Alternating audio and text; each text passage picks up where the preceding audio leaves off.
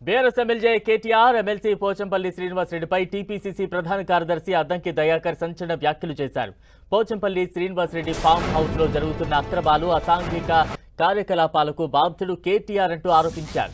BRS హయాంలో ఇచ్చిన పర్మిషన్లతో 2 ఏళ్ల నుంచి ఈ పందాలు జరుగుతున్నాయని విమర్శించారు. దొంగలకు నాయకుడు కేటీఆర్ అని మండిపడ్డారు. దొంగలకు లీజుకు ఇచ్చిన వాళ్లు కూడా దొంగలే అవుతారంటూ ఘాటు వ్యాఖ్యలు చేశారు.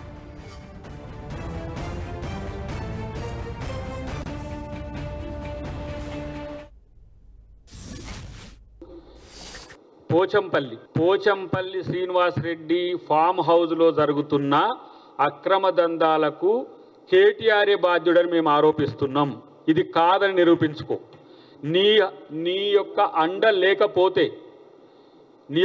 లేకపోతే ఇంత స్థాయిలో 2 సంవత్సరాల నుంచి గోవా లేదు, నేపాల్ లేదు, శ్రీలంక లేదు, థాయిలాండ్ లేదు, ఎక్కడ లేదు, అందరూ హైదరాబాద్లోనే నీ ఫ్రెండ్ ఫామ్ హౌస్లోని ఇలాంటి అక్రమాలు చేసిన నువ్వు శిక్షార్హునివి.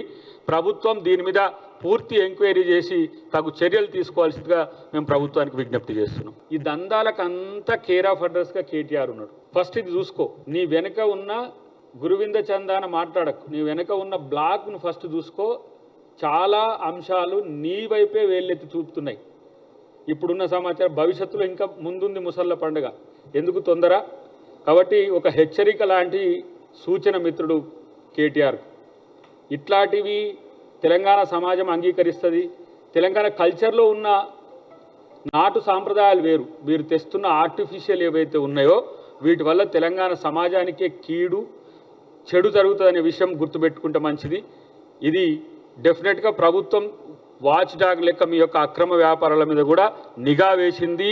మేము కూడా ఎక్కడ ఇలాంటివి దొరికినా కూడా భూముల నుంచి మొదలు పెడితే, హోటల్స్ నుంచి మొదలు పెడితే ఏ రంగాన్ని మనోళ్ళు వదలలే.